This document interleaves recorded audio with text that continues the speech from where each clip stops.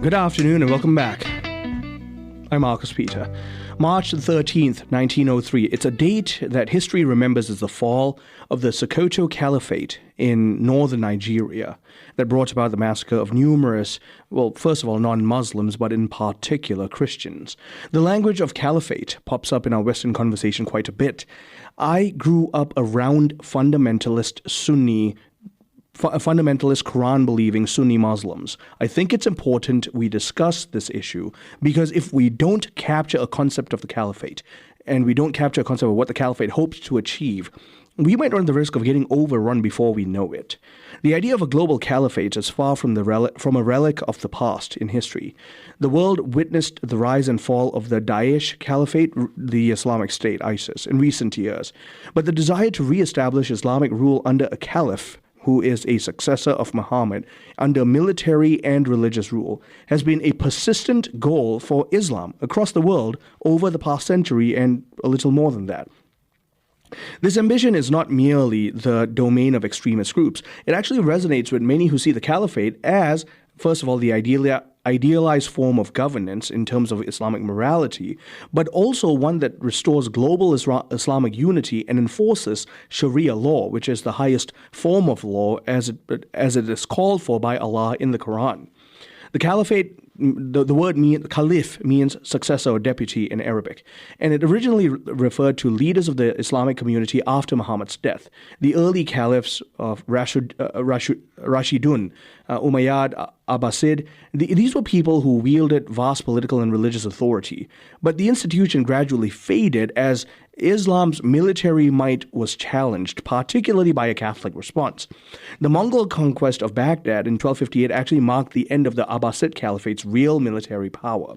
By 1924, the office was formally abolished by Mustafa Kemal Ataturk in Turkey.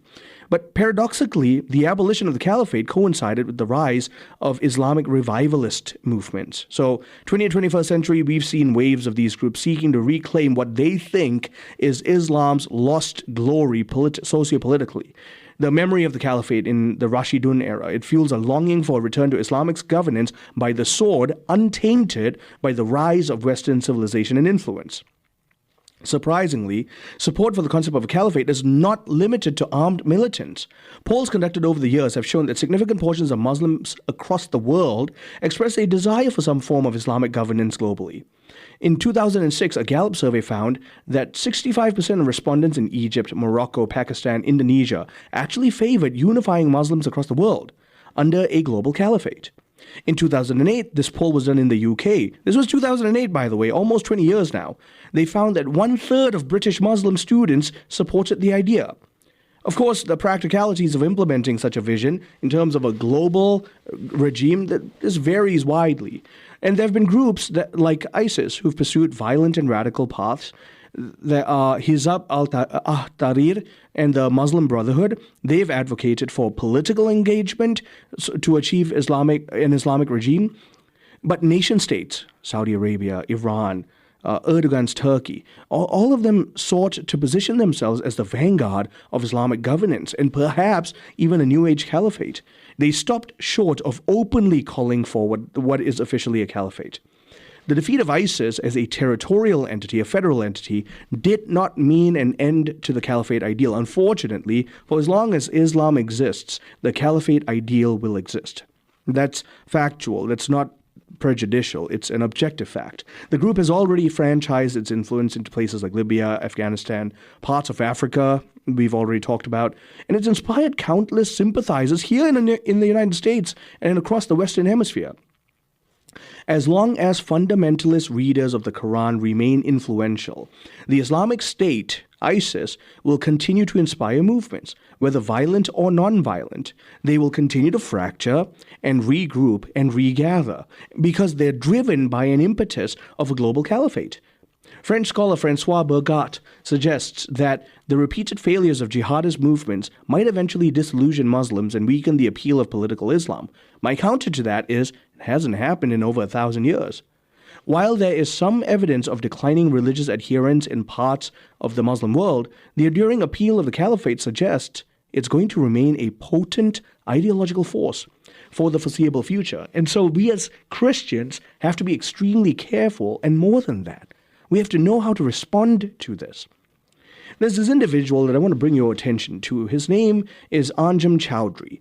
He was a British Islamist extremist. He is now incarcerated. He's a former leader of the banned group Al-Muhajirun, and he's made numerous controversial statements in the past, advocating for the establishment of an Islamic caliphate. Some of his notable quotes regarding the caliphate include, this is in 2014, he said, "The caliphate is a dream for all Muslims worldwide. Now that it has been established, we must support it and give it our allegiance." But he has never explicitly said, therefore, join ISIS. He acknowledges that ISIS was attempting to establish a global caliphate. And so Muslims owed the caliphate and the establishment of the caliphate their allegiance, according to him.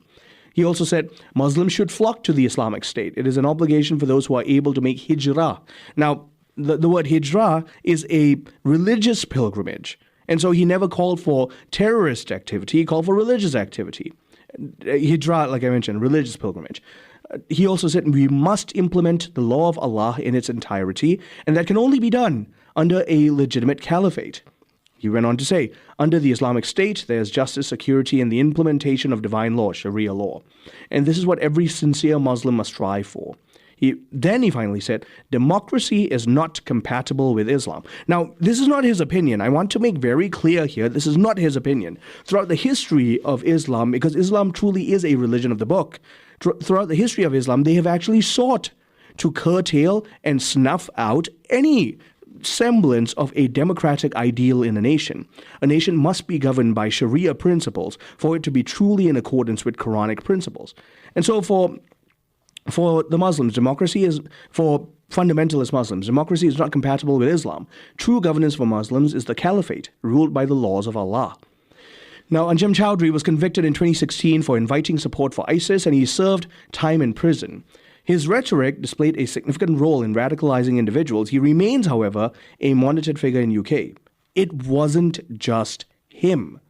Let's take a look at a small history of Islamic quotes about the caliphate. Abu al-Hasan al-Mawadi, this was in the 900s into the early 1000s. He was an Islamic jurist, and he said, the imamate, the caliphate, is prescribed to succeed prophethood as a means of protecting the faith and governing worldly affairs. So for them, the Ummah, the people of Islam, must have a leader who enforces Sharia and unifies Muslims. Hassan al-Banna, this was in the early to mid-1900s. It is in the nature of Islam to dominate, not be dominated, to impose its laws on all nations, and to extend its power to the entire planet. Abul Ala Maududi, this was in, again, early to mid-1900s.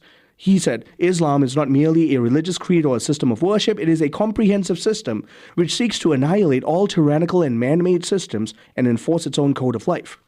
Now I come to the Catholic response here.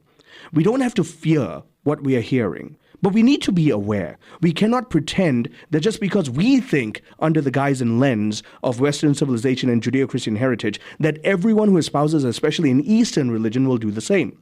In fact, Pope Benedict XVI was so aware that the West was capitulating to this particular notion of Islamic dominance under the guise of being a religion of peace that in his 2006 Regensburg lecture, he said, violence is incompatible with the nature of God and the nature of the soul. Not to act reasonably, not to act with logos is contrary to the nature of God. This flies in the face of the Islamic Allah, because the Islamic Allah is complete voluntarism. According to Islam, Allah is beyond all categories, including and especially reason. Hilaire Belloc, Catholic historian, writer, Frenchman, he wrote The Great Heresies, 1938.